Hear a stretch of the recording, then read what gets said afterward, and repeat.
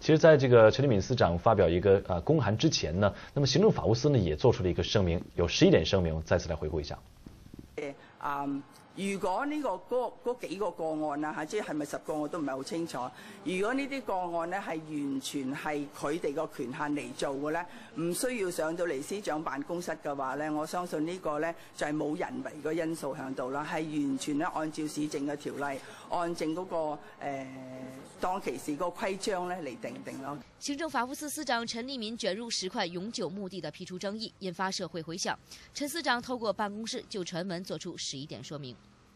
聲明指出，在2001年12月13號，當時的臨時市政局通過永久性墓穴租賃內部規章。隔了1個星期後，12月21號，臨市局根據規章批出10塊永久墓地。聲明強調，雖然民政總署在02年成立取代臨市局，但當時有關永久墓地的租賃規章仍然生效，直到03年底規章才被廢止。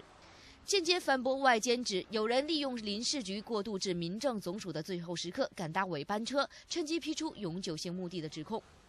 聲明還透露10塊批出的舊西洋墳場永久墓地，其中1塊有人自願放棄，但聲明始終沒有說清楚其他9塊墓地的受益人是否包括陳立敏的親信。另外，檢察院也證實年初收到有關事件的舉報，但目前仍然在收集資料。亞亞衛視綜合報道。好，透過這起爭議的事件呢，那麼有很多人呢也提議說，政府是不是在陽光施政下應該展開一些紀律程序呢？高議員你怎麼看呢？自從歐文龍事件發生咗之後呢，澳門市民呢好渴望一個陽光政府，一個高效率嘅政府，係有一個真真正正嘅監察系統呢，避免高官呢濫用佢嘅權利嘅。咁喺過程之中，我本人都幾次向行政長官提出過，幾時我哋會有一個制度同埋法例呢，係可以體現到行政長官辦公室同埋主要官員，包括司長一啲問責嘅制度同埋法例，至今仲未出嚟，所以我哋覺得好可惜呢，因為你一日呢，呢一班高官啊，喺佢哋行使公共行政嘅權限，而冇一個監察系統嚟去監察是否佢哋嘅做法啱定唔啱，同埋嘅責任有幾大，咁變咗呢，冇咗呢個所謂平衡啊，令到呢好多時會產生社會嘅矛盾呢，就係老百姓同所謂高官佢所做嘅嘢維護一啲朋友或者有利益嘅關係呢，出現一個矛盾，形成咗社會不和諧咯。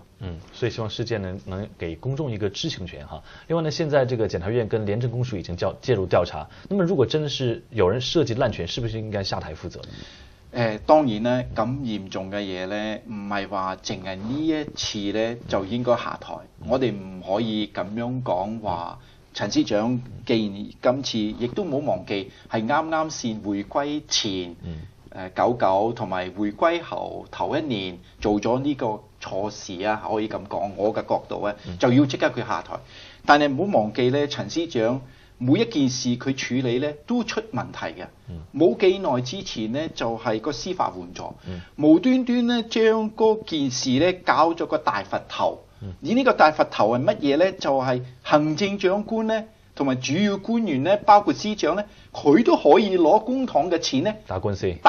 啦。呢個荒謬，呢個係一個大嘅矛盾，至今司長都未解